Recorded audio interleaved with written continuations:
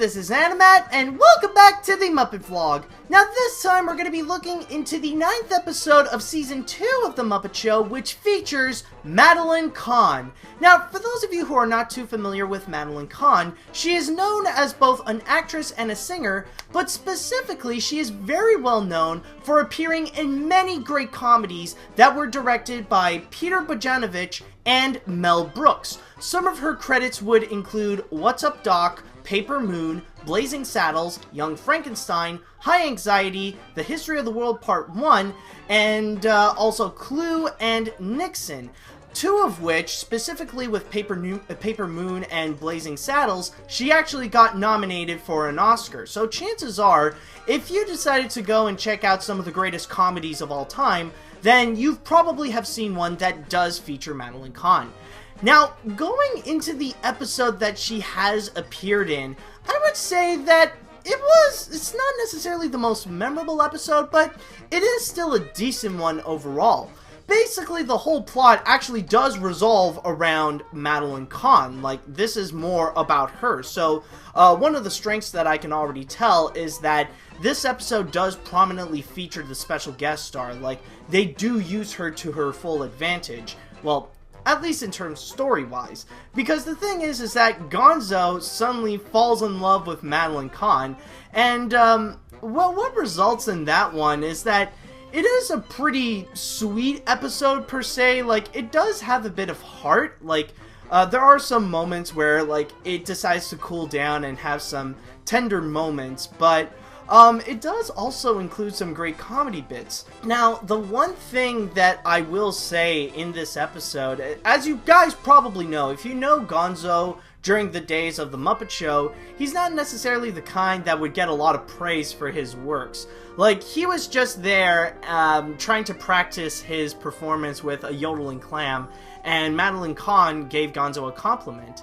So, any sign of, like, little compliments or praise, Gonzo would just flip out and, like, oh my god, like, now he's in full love, especially if it's from a beautiful woman like Madeline Kahn. And, what would result from that? Like, there are some good, memorable bits. So, like, one part actually includes Gonzo telling that he's no longer in love with Miss Piggy, which is a really nice throwback to one of my personal favorite episodes with the Mummenschans, where, like, Gonzo was just head over heels with Miss Piggy. But, like, even that bit alone is just completely hilarious and completely great. And then it was more at the end where it suddenly becomes, it becomes a bit more tender, and like, as you guys probably expect, it is a bit predictable. Like, yeah, things cannot really work out with Madeline Kahn and Gonzo, so there has to be that one part where, like, he has to be a bit heartbroken, and he would sing the wishing song. And, you know, like, that's when the episode suddenly, like, it cools down, it has a bit of a nice moment, and, you know, it does have a bit of heart to it. And, you know, honestly, looking back, like, the whole thing with Gonzo, like, where he suddenly falls, like, head over heels for a girl that just gave him a compliment, you know, honestly, I would say that, like, at least with that aspect, it can be a bit, you know, it can be relatable in a sense. Like, sometimes, like, you can feel a bit affectionate. Like, people love getting, people would love to get compliments from time to time. Especially, like, when it's a, you know, when it's a nice-looking person they just met. And when they would give you a compliment or say something nice, to, you know, they would say something nice to you, per se. You know, like, you know, there could be, like, a little thought that maybe, like, you can feel affectionate, or, you know, like, you'll remember that moment. So there can be a bit of that relatability. Like, of course, like, Gonzo is really taking it to the extreme where, like, he suddenly falls in love with Madeline Kahn, but, you know, there is a bit of a relatability where, like, you know, it is nice to get compliments from time to time from people.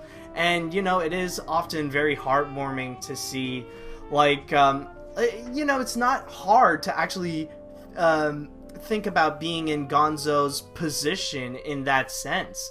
You know, because, like, I know it sounds crazy, and I know, like, a lot of people would say, well, I wouldn't do what Gonzo would do, but, you know, like, if you really do think about it, like, you can understand Gonzo in a way, and I feel like that could be the heart of this episode, like, is how, like, you know, how people do appreciate getting compliments, and like especially if you're someone who doesn't normally get compliments all the time, then like it can often be you know, like a great moment. It can really lift up your spirits in a sense. Also, but going more into Madeline Kahn and her performances with other stuff that she has done in the episode, I would say that they're like, you know, they're all right. I would say they're not like the best sketches in this episode even. You know, it's just like, you know, like it happens. Like, you need to have your special guest moments. Like the first one, you get a bit of an Arabic theme, but like the song is kind of weird, I have to say. It's called I'll never forget your feet, which I would say is the foot fetish song. Now, nothing against people with foot fetishes, but just like if you do have one, just listen to that song and like that's basically the whole song. It's about a foot fetish.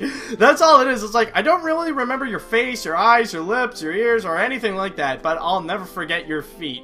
I don't know. All I know is that I'm not the kind of person with a foot fetish. I mean, like, when I look down, I don't think I'm attractive. Like, I think this is attractive. Like, when I look at my feet, like, I'm checking it out right now.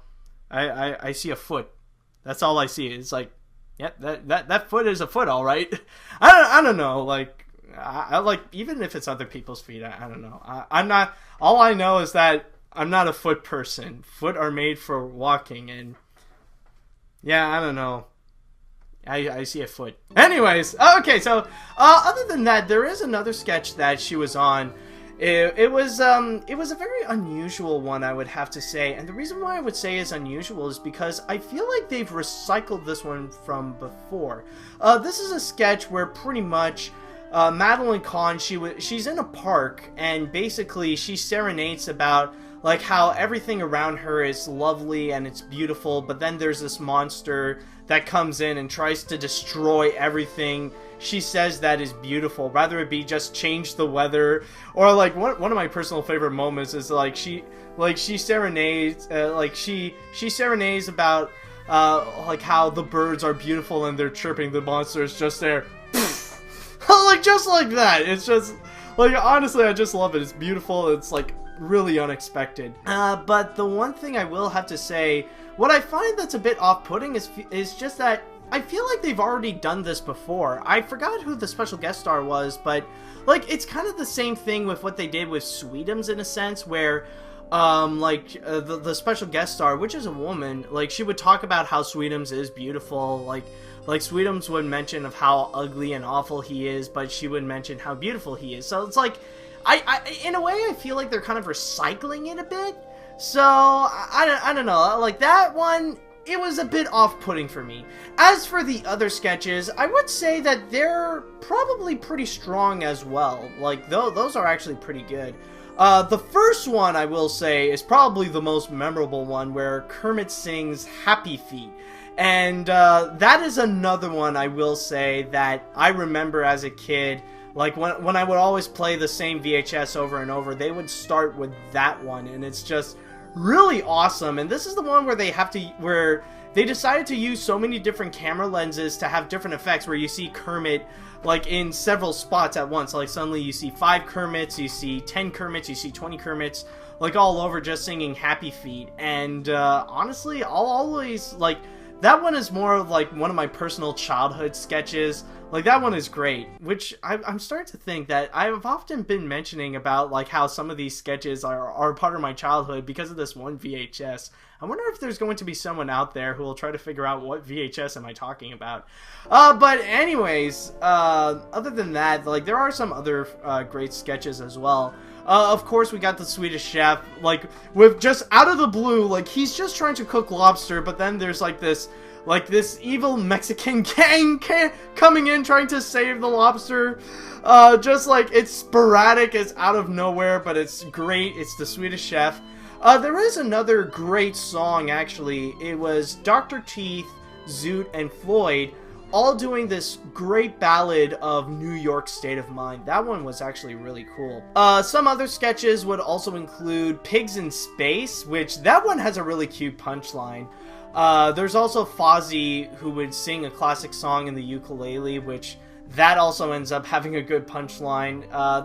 By the way, I would like to mention as well, kind of like some of the themes of these sketches on this episode in particular is that they're very short sketches, but they all end up with a pretty good punchline, like what I mentioned with the Swedish Chef and also Pigs in Space. The Muppet News, like this Muppet News Flash, is actually another good one.